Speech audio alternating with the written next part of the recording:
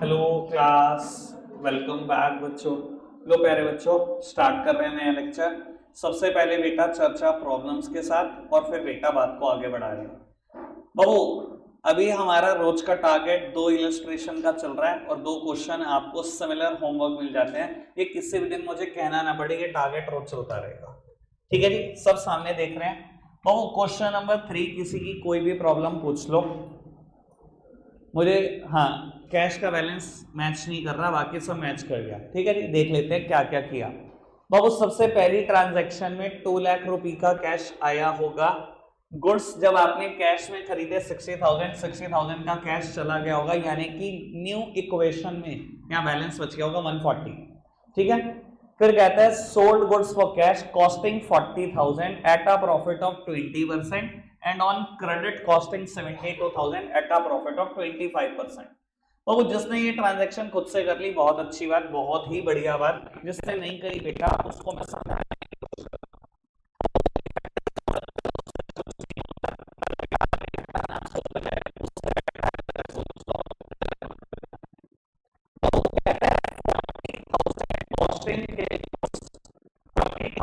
Costing के goods 20% profit पर बेच दिए और बेच दिए 40,000 तो कीमत ही कीमत है। 20% प्रॉफिट पर बेचे यानी कि 8,000 के प्रॉफिट पर बेचे, यानी कि 48,000 तो 40,000 की चीज 40 में बेच दी। दुकान से स्टॉक गया 40 का, कैश आ गया 48 का। इस ट्रांजैक्शन की वजह से 8 का प्रॉफिट हुआ, कैपिटल में 8 छोड़ दिया। ठीक है, अच्छा भाई, हो गया ये।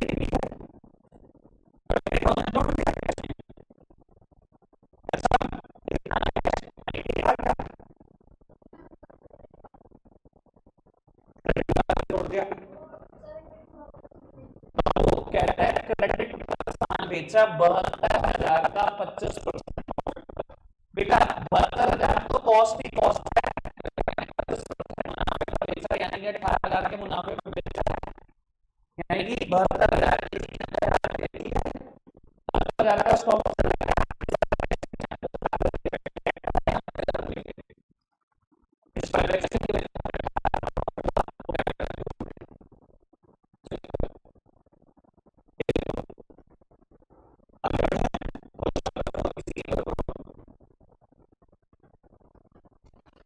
किसी की कोई भी प्रॉब्लम क्वेश्चन नंबर 4 बाबू जल्दी बता दो यार, अगर नहीं है तो भी आगे बढ़े। नहीं किसी की कोई प्रॉब्लम, ठीक है तो आगे बढ़ा रहे हैं बात को। इलस्ट्रेशन नंबर 5 से स्टार्ट कर रहे हैं बेटा। सब सामने देखेंगे, थोड़ी सी बात अब मेरे सामने देखो बेटा।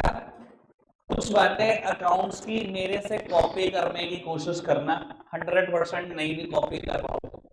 मैं बेटा हमेशा बोलता हूँ अकाउंट्स में रीडिंग की अहमियत बहुत ज्यादा है। बेटा पढ़ो,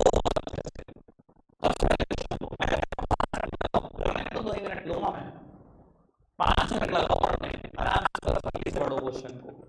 Transaction of methods within traders are given below. Show the effects on assets, liability and capital with the help of accounting equation. बहुत अच्छी बात। तो विपिन ट्रेडर के बना रहे हैं सब कुछ और आपको एसेट्स, लायबिलिटी और कैपिटल दिखाना है अकाउंटिंग इक्वेशन। ठीक है जी, तो आपको ऐसा लगेगा आपने सब कुछ पढ़ा हुआ है, एक आध बार में प्रॉब्लम आ सकती है। कहता है started business started with cash. अरे भैया पता नहीं कब से कर रहे हैं बात को। कहता है परचेज गुड्स फॉर कैश। तो भाई साहब पहली ट्रांजैक्शन डुअल स्ट्रक्चर में लिखी थी, ठीक है ना, देखिए एक हो गया, दो हो गया। कहता है purchase furniture from RK furniture on credit. उधार पे फर्नीचर खरीद कर लाए हो आरके फर्नीचर से। किससे खरीद कर लाए हो मेरा मतलब नहीं, उधार पर खरीद कर लाए हो, क्रेडिटर आ जाएंगे बिजनेस में, ठीक है जी, झेल जाएंगे। sold to powerful traders costing 7,000 while bill number 5674 for 9,000। बेटा क्या मुझे बिल नंबर का कुछ करना होता है? क्या करने पारुल ट्रेडर को बेटा इस बिल नंबर से क्या है, बिल नंबर का करना छोड़ो, बस मुद्दे का दिया 7,000 कॉस्ट का गुड्स आपने 9 में बेच दी। 7,000 की चीज 9 में बेची भाई, बहुत पुरानी बात हो गई अब तो। कर दो, साथ की चीज नॉन बेची है, ठीक है। पेड कार्टेज, अब बेटा बच्चे कहेंगे ये कार्टेज क्या, ये नहीं पता, तो कार्टेज की चर्चा करते हैं थोड़ी सी। बाबू चर्चा को ना ऐसा कर देते हैं कि खाली कार्टेज की नहीं करते, एक और वर्ड साथ में ऐड कर देते हैं, क्योंकि आज नहीं तो कल ये वर्ड की भी जरूरत पड़ेगी, कैरेज और फ्रेट। लोग उत्तर आराम से सुनना समझने। तो आप ना दिल्ली से सामान और दिल्ली सदर बाजार से आप सामान खरीद कर ला, ठीक है। आज मंगलवार आप दिल्ली सदर बाजार गए, जो भी आपने सामान दुकान के लिए खरीदना था खरीद लिया। युवराज भाई सामने देखो, आपने दुकान के लिए जो भी सामान खरीदना था खरीद लिया दिल्ली सदर बाजार से, और आज ट्रांसपोर्ट पर डलवा दिया आपने, ठीक है। ट्रांसपोर्ट के रास्ते सुबह सुबह आपके पास गुड्स आ गया, और बेटा ट्रांसपोर्ट वाले ने बिल्टी भी भिजवा दी, बिल्टे पे लिखा हुआ है 2 नग 600 रुपए। जो रिक्शे वाला गुड्स लेके आया ना, उसने कहा जी ये 600 रुपए दे दो। आपने पूछा ये किस बात के, उसने कहा ये किराया भाड़ा है, जो दिल्ली से गुड्स लेके आया ट्रांसपोर्ट 300 रुपए नग हम किराया देते हैं, ये 2 नग का किराया है 600 रुपए। बेटा हिंदी में बोलते हैं किराया भाड़ा, किराया बोल लो या भाड़ा बोल लो, तो उसी चीज को इंग्लिश में बोलते हैं, या तो बोलते हैं कैरेज या बोलते हैं फ्रेट। समझ में आ रही है बात? बाबू मैं बोलूं कैरेज, मैं बोलूं फ्रेट, एक ही बात है, पर बाबू है तो एक्सपेंस ही ना, बिजनेस का रूटीन एक्सपेंस है। मैं कहूं salary paid, rent paid, commission paid, freight paid, carriage paid, बाबू बिजनेस का खर्चा ही तो है। एक्सपेंस क्या होता है, सबसे पहले कैश में से माइनस, दूसरा प्रॉफिट पे इंपैक्ट डालता है, और प्रॉफिट कैपिटल में इंपैक्ट डालता है, तो कैपिटल में से माइनस। कोई दिक्कत कोई परेशानी तो नहीं? बात समझ में आ रही है पक्का से? बेटा मैंने इन दो के बारे में बता दिया, ये कार्टेज क्या चीज होती है सुनना।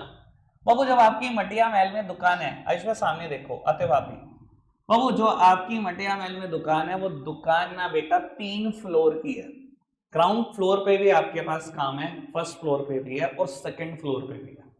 बाबू जब उसने 2 नग उतारे रिक्शा वाले ने, 600 की पर्ची दी, आपने 600 तो दे दिए, आपने रिक्शे वाले को कहा कि आप तो इसको सेकंड फ्लोर पे छोड़ाएगा, बोले नहीं छोड़ता हूँ, 40 रुपए लूंगा, 20 रुपए नग दूंगा। आपने कहा डन है, चल उठा 40 रुपए देता हूँ, छोड़ के। उसने बेटा कमर पे लाद लिया, सीढ़ियां चढ़ के गया, और बेटा 2 फ्लोर चढ़ के उसने दोनों के दोनों नग छोड़ दिए। आपने हुए 40 रुपए खर्च दिए। बेटा ये 40 रुपए है कार्टेज। बेटा हिंदी में बोले तो कार्टेज को हिंदी में बोलते हैं ढुलाई का खर्चा, किसी से बोझ उठवाया हमने। समझ में आई बात? कैरेज और कार्टेज में अंतर है, ये समझ में आ रहा है? कैरेज किराया भाड़ा है, कार्टेज ढुलाई करवाई है। कोई दिक्कत कोई परेशानी तो नहीं? अरे भैया मैं कहता हूं कैरेज हो, फ्रेट हो, कार्टेज हो, नाम से फर्क तो समझ में आ गया है, तो ये भी एक्सपेंस ही। क्या होता है एक्सपेंस का? कैश में से माइनस, कैपिटल में से माइनस। कोई दिक्कत कोई परेशानी तो नहीं? बढ़ाएं बात को आगे, चलो जी। बाबू आगे बोलता है cash paid to RK furniture in full settlement. बस इस एक चीज के लिए मैं पूरा क्वेश्चन करा रहा हूं। अब आपको करना क्या है, 5 बातें फटाफट से करके दे दो पेड कार्टेज तक, 6th मैं कराऊंगा।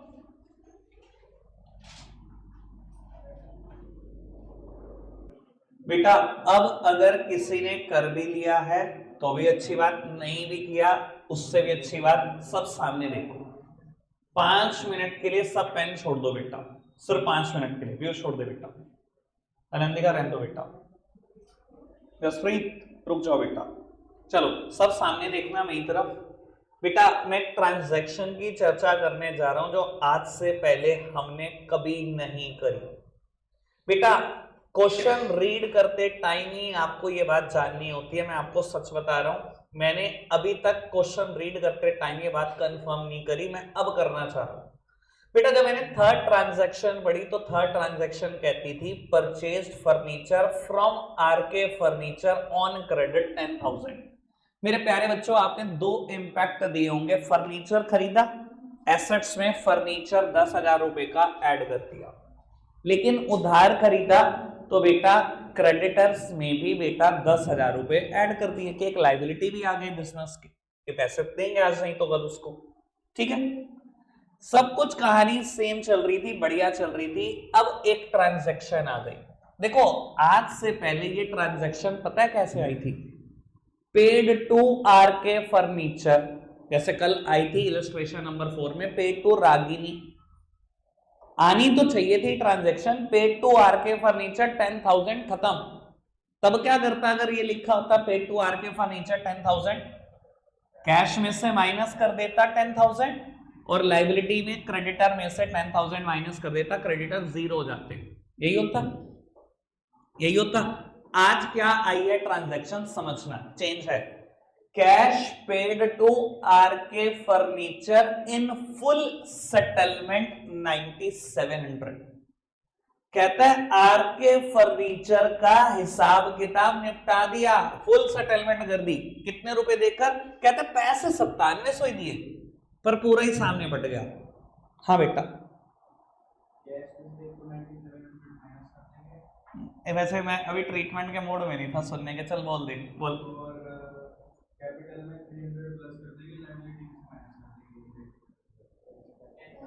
पूरे 10,000 क्यों होंगे मैं बता देता हूँ। अब रुक जाओ यार, लेकिन इतना एडवांस नहीं चलो, ठीक है ना। जब देखो मेरे को पता है लड़के बहुत अच्छा सोचते हैं अकाउंट्स में और वो भागते चले जाते हैं, ठीक है ना। ऐसा लगता होगा कल को ऐसा होगा, देखना आपके साथ जो कंपेनियन होंगे ना उनको फील होगा क्या ये तो एवरेज सा बच्चा था, और पता लगेगा भाई साहब क्लास फोड़ दी, टॉप ही कर दिया सीधा आप एयरली में 11th के। ऐसा होता है, मैंने बहुत बार देखा है ऐसा, बहुत सारे लोगों को फील होगा। देख लेना बेटा, कई ऐसे निकलेंगे डार्क हॉर्स।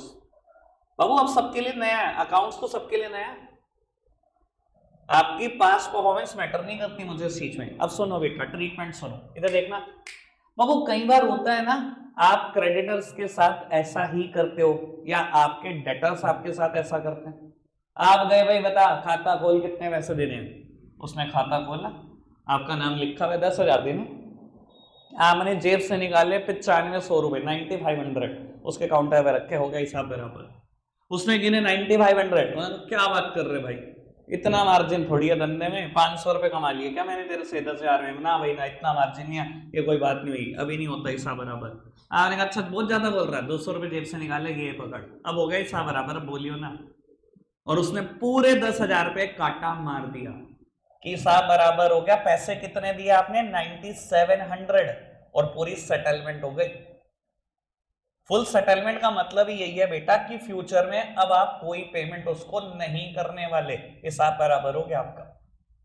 अब वो पैसे 9,700 दिए, पहला इंपैक्ट सारे बच्चे बता सकते हैं, मैं कहता हूं एक एक बच्चा बता सकता है। कैश में से 9,700 माइनस, कोई दिक्कत तो नहीं क्या बेटा? इसके बाद क्रेडिटर का 1 रुपया भी देना है मैंने? नहीं, हिसाब बराबर हो गया। यानी कि क्रेडिटर में से 10,000 पूरे माइनस। युवराज बात समझ में? फुल सेटलमेंट हो गई, वर्ड है फुल सेटलमेंट, पूरी सेटलमेंट हो गई, इसके बाद कुछ नहीं लेना।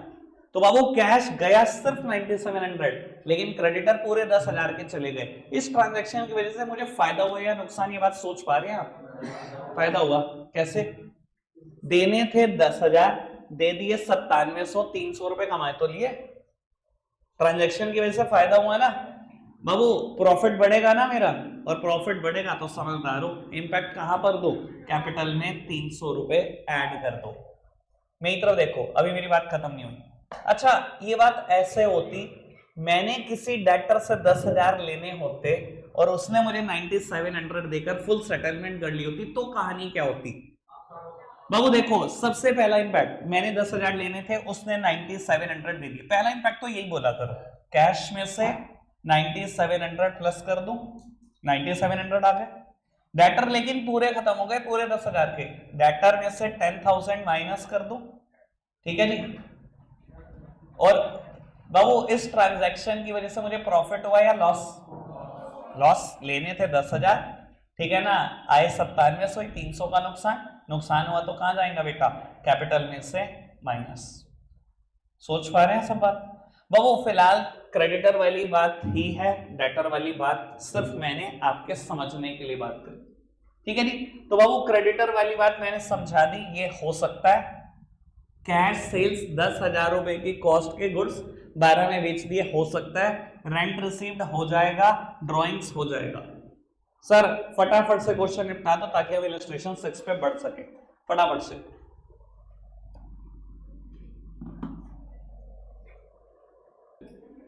बेटा जिसने ये इलस्ट्रेशन पूरा किया बहुत बढ़िया बात, नहीं हो पाया होमवर्क लिख लो बेटा, आपकी स्पीड स्लो की वजह से नहीं हो पाया।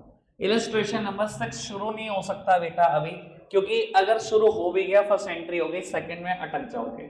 इसलिए बेटा पहले मुझे कुछ बातें समझानी है, सब सामने देखें।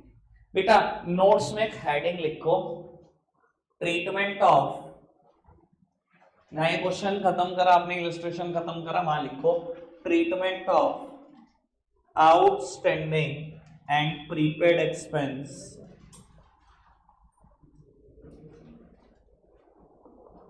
treatment of outstanding and prepaid expenses in accounting equation।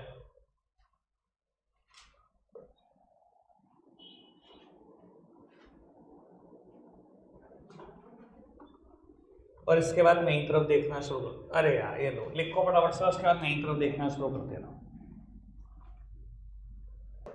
लो पुत्र बाबू मैं इसमें सब कुछ समझाने के बाद ट्रीटमेंट लिखूंगा, ट्रीटमेंट सिर्फ 2 ही लाइन लिखनी है मुझे, ठीक है जी।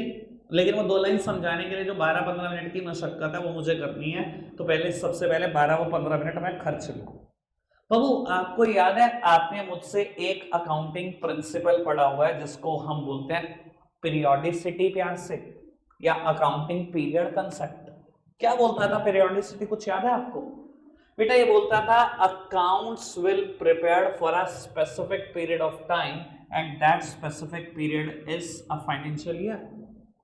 कहता है अकाउंट्स आप बनाते हो एक स्पेसिफिक टाइम पीरियड के लिए। याद है मैंने बात कहां से शुरू करी थी कि एक आदमी कहता है जी मैंने बिजनेस शुरू करा 1 जून 1986 को और मैं धंधा बंद कर रहा हूं, कुछ भी डेट समझ लो 15 अप्रैल 2025 में।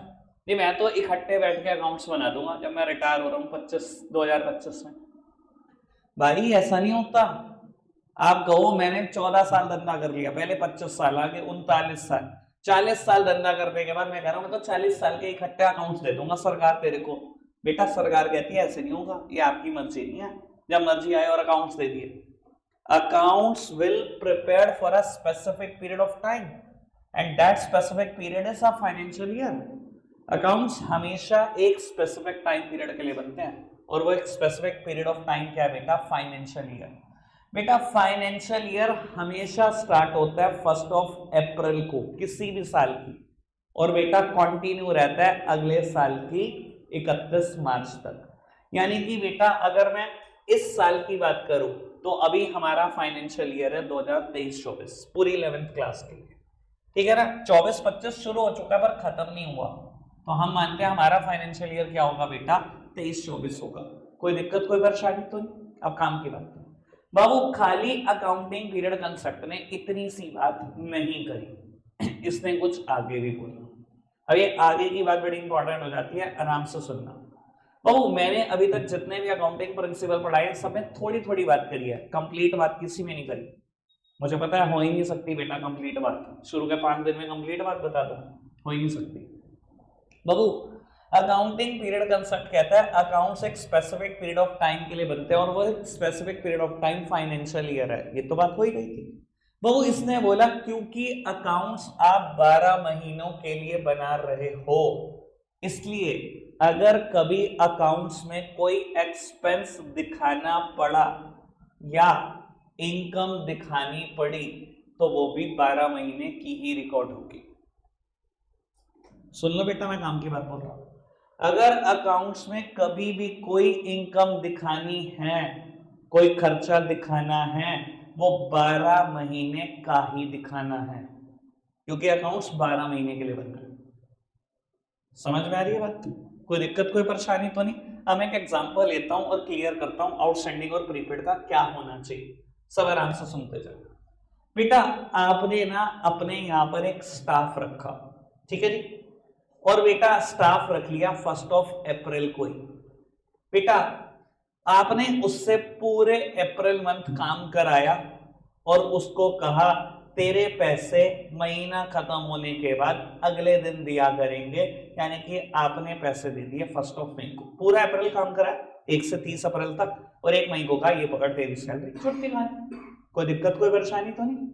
बाबू पूरा मई मंथ काम कराया, पैसे दिए बेटा 1 जून को, पूरा जून मंथ काम कराया, पैसे दिए 1 जुलाई, बढ़ते जाओ, पूरा दिसंबर काम कराया, पैसे दिए 1 जनवरी, पूरा जनवरी काम कराया, पैसे दिए 1 फरवरी, पूरा फरवरी काम कराया 1 मार्च, पूरा मार्च काम कराया, पैसे देने हैं 1 अप्रैल को, देने हैं ना बाबू। लेकिन एक सबसे बड़ी परेशानी, बाबू पैसे तो देने हैं आपने 1 अप्रैल को, लेकिन 31 मार्च को अकाउंट्स क्लोज हो जाते हैं। अब अकाउंट 31 मार्च को क्लोज होने पे क्या होगा, सब सामने देखना बेटा, मैं बहुत काम की बात करने जा रहा हूं, बहुत परेशान हो जाओगे बाद में समझना ही। तो बाबू 31 मार्च को आज आपने रात को बैठकर अकाउंट्स बंद करने, आज 31 मार्च है, क्या इस बंदे की सैलरी पे हुई? नहीं हुई। कब पे होगी? अब अगले दिन सुबह होनी थी, पर आज अकाउंट्स तो क्लोज करने। अगर आप प्रैक्टिकली सोचो, मैंने अभी तक इसको 11 ही महीने की सैलरी पे किया, 12वें महीने की तो भी सुबह करूंगा ना, कल 11 ही तो महीने की सैलरी पे किया, लेकिन अकाउंटिंग पीरियड कंसेप्ट ने मुझे कुछ बात बोली थी कि अकाउंट्स 12 महीने के लिए बनते हैं, तो अगर कोई खर्चा या इनकम रिकॉर्ड करनी हुई तो बेटा 12 महीने की रिकॉर्ड होगी, कोई दिक्कत कोई परेशानी तो नहीं, जो बात बोल रहा हूं समझ में आ रही है? लेकिन मैंने तो अभी तक 11 महीने की रिकॉर्ड की ना। अच्छा क्या बताओ, ये जो 11 महीने की सैलरी पे करी अकाउंटिंग इक्वेशन में आपने क्या इंपैक्ट दिया होगा, फटाफट से बताओ। जब मैंने 11 महीने की सैलरी दी, क्या इंपैक्ट अकाउंटिंग इक्वेशन में दिया होगा? जब जब भी सैलरी दी होगी, कैश में से माइनस, और खर्चा था कैपिटल में से माइनस, कोई दिक्कत कोई परेशानी तो नहीं। अब बाबू 1 महीने का मैंने खर्चा नहीं दिया बेटा, इसे तो अकाउंट्स की भाषा में बोलते हैं आउटस्टैंडिंग एक्सपेंसेस, और इसी को तो मैं प्यार से बोल रहा था expenses incurred but not yet paid. याद है आपको बात, जब हमने बेसिक टर्म लिखी हुई है तो मैं यही बोलता था इसको क्या बोलते हैं आउटस्टैंडिंग एक्सपेंसेस को? Expenses incurred but not yet paid. क्या ये एक्सपेंस इंकर हो चुका है कि नहीं, खुद बताओ ईमानदारी से। हो चुका है ना भाई, काम तो ले लिया आपने उससे 1 से लेकर 31 मार्च तक, पर सैलरी दी नहीं दी, एक्सपेंस हो चुका है पर बेटा पे नहीं हुआ, कोई दिक्कत कोई परेशानी तो नहीं। बाबू अब इस 1 महीने की सैलरी का अकाउंटिंग इक्वेशन में क्या करूं, मुद्दा ये उठता है। एक इंपैक्ट सब सोच सकते हैं, सब सोचना कोशिश करो, आउटस्टैंडिंग का क्या करूं, मैंने 1 महीने की सैलरी नहीं दी, क्या करूंगा अकाउंटिंग इक्वेशन में? सैलरी नहीं दी मैंने,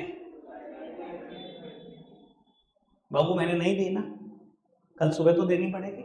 कितने दिन रोक लोगे? 2 दिन 4 दिन, पैसे तो देने पड़ेंगे। आपको नहीं लगता सिरदर्दी है, पैसे देने ही देने? आपको नहीं लगता लाइबिलिटी बढ़ चुकी है आपकी? बाबू मैंने लाइबिलिटी बढ़ा दी 1 महीने की सैलरी से, अगर ये 1 महीने की सैलरी 10,000 रुपए तो 10,000 से मेरी लाइबिलिटी बढ़ गई होगी, कोई दिक्कत कोई परेशानी तो नहीं। बाबू एक काम और कर देना, क्योंकि एक तो इंपैक्ट हो ही नहीं सकता। बाबू एक काम और कर देना, कैपिटल में से माइनस कर देना। मेरे प्यारे बच्चे पूछ रहे क्या बात कर रहे हो, कैपिटल में से माइनस क्यों? मैं बेटा मुद्दे पे आ रहा हूं, सीधा बात को घुमाते नहीं, सीधा सीधा स्ट्रेट फॉरवर्ड आंसर देता हूं। बाबू जब 11 महीने की सैलरी पे हुई तो मैंने खर्चे सिर्फ 11 महीने के ही दिखाए, कैपिटल में से माइनस सिर्फ 11 महीने के खर्चे करे।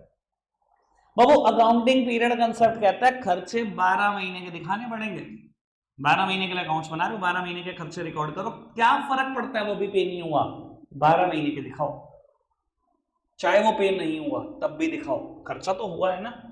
तो बेटा इसलिए मैंने 1 महीने के सैलरी कैपिटल में से माइनस कर दी ताकि 12 महीने का रिकॉर्ड हो जाए। 11 महीने का तो यहां रिकॉर्ड हुआ था जो एक्चुअली में पे हुआ था, 1 महीने का रिकॉर्ड होने से रह गया, वो मैंने माइनस करके रिकॉर्ड कर दिया।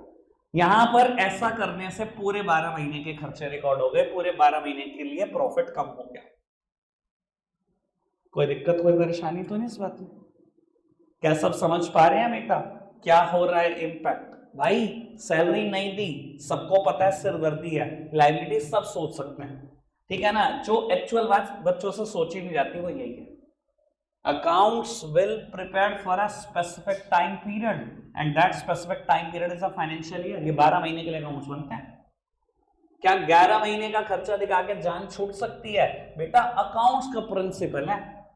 क्या न्यूटन्स लॉ से बेटा आप पीछे हट सकते हो क्या? क्या अगर साइंस पढ़ रहे थे आइंस्टाइन लॉ से पीछे हट सकते थे क्या? सर अकाउंट्स पढ़ रहे हैं, अकाउंट्स के प्रिंसिपल से पीछे हट जाएंगे क्या? प्रिंसिपल तो फॉलो करना पड़ेगा। उसने कहा 12 महीने के खर्चे दिखाने तो दिखाने। बेटा मैंने 11 के ही रिकॉर्ड किए थे जब पे करे थे, 1 महीने का रह गया था तो बेटा दिखाओ ना वो खर्चा। कोई दिक्कत कोई परेशानी तो नहीं? आगे बढ़ाएं बात को। बाबू एक छोटी सी बात और, अगर मैं ये कह दूं रेंट पेड फॉर 13 मंथ्स 78,000, बाबू मैंने रेंट पे कर दिया है 13 महीने का और वो रेंट है 78,000। बाबू अगर मैंने रेंट 78,000 पे किया 13 महीनों का, क्या मैं 1 महीने का रेंट निकाल सकता हूं? मैंने 1 महीने का रेंट निकाल दिया बेटा, 13 से डिवाइड करके 6,000 रुपए, 6,000 रुपए आएगा 1 महीने का रेंट। बाबू अगर मैंने 13 महीने का पे कर दिया है बेटा, अकाउंट्स तो 12 महीने के नहीं बनते, खर्चा तो 12 महीने का दिखाना चाहिए था, आपने 13 महीने के कैसे पे कर दिए? बेटा देखो पे मैं कर सकता हूं, वो मेरा लैंडलॉर्ड है, वो मेरे साथ कोऑपरेट करता है, मैं उसके साथ, उसको इमरजेंसी तो उसने कहा जी 1 महीने का रेंट एडवांस दे दो, मैंने दे दिया, पे तो कर ही सकता हूं, मैंने बेटा उसको पे कर दिया। अकाउंट्स में कैसे रिकॉर्ड करेंगे बात वो है, प्रैक्टिकल लाइफ में पे तो हो सकती है चीजें एडवांस में, और जो चीजें एडवांस में पे हो जाती हैं उनको अकाउंट्स की भाषा में बोलते हैं prepaid expenses, prepaid, paid in advance. Sir पे तो हो ही सकती है। अच्छा एक बात बताओ, अगर 12 महीने का रेंट पे किया होगा मैंने, अकाउंटिंग ट्रीटमेंट क्या किया होगा? रेंट पेड 12 महीने का, कैश में से माइनस और कैपिटल में से माइनस, 12 महीने का तो रेंट का ट्रीटमेंट यही हुआ होगा, पक्की बात है, कोई दिक्कत कोई परेशानी नहीं। 13वें महीने का भी मैंने पे कर दिया, समझदार अच्छे एक इंपैक्ट सारे बता सकते हैं। बाबू जैसे ही मैंने पे किया, कैश तो चला ही गया बिजनेस से, कुछ भी कहो, कोई ये मत कहना कैपिटल में से माइनस कर दो। बेटा अगर मैं कैपिटल में से माइनस करूंगा फिर तो मैं खर्चा 13 महीने का नहीं दिखा बैठूंगा, 12 का तो मैंने पहले ही रिकॉर्ड कर दिया। अगर मैं कैपिटल में से माइनस कर दूंगा तो फिर मैं 13वें महीने का भी खर्चा दिखा बैठूंगा, फिर तो मैं उस प्रिंसिपल से डेविएट हो जाऊंगा। प्रिंसिपल कहता है अकाउंट्स 12 महीने के लिए बनते हैं, तो खर्चा हो या इनकम दिखाना कितने महीने का है? 12 ही महीने का दिखाना है। अरे सोच नहीं पा रहे, अरे वाह, अब आई ना बात। सर कैश जरूर चला गया है, इस खर्चे का बेनिफिट नियर फ्यूचर मिलने भी तो वाला है, और हर वो चीज जिसका बेनिफिट नियर फ्यूचर मिलने वाला होता है वो करंट एसेट्स होती है। खैर मुझे करंट नॉन करंट में जाना, एसेट्स तो होती है प्रीपेड, तो बेटा मैंने एसेट्स में एक नया एसेट्स को ऐड कर दिया, प्रीपेड रेंट। 6,000 रुपए कैश चला गया, 6,000 रुपए की एसेट्स आ गई। क्या मैं सोच पा रहा हूं इस चीज को? अब मैं कल दोबारा आऊंगा, रिपीट करूंगा, फिर यहां पर ऐड करा दूंगा, ठीक है जी? एक काम करो, ऐड वाली मेहनत दोबारा नहीं करेंगे, ऐड यहां पर कर लो, ठीक है ना जी? बाबू ऐड यहां पर कर लो, समझाऊंगा कल दोबारा, यानी कि आज आपके लिए होमवर्क सिर्फ एक क्वेश्चन है, क्वेश्चन नंबर 5, 6 होमवर्क नहीं है। आउटस्टैंडिंग एक्सपेंसेस ट्रीटमेंट क्या होता है? कैपिटल में से माइनस और आउटस्टैंडिंग एक्सपेंसेस की लायबिलिटी क्रिएट होगी।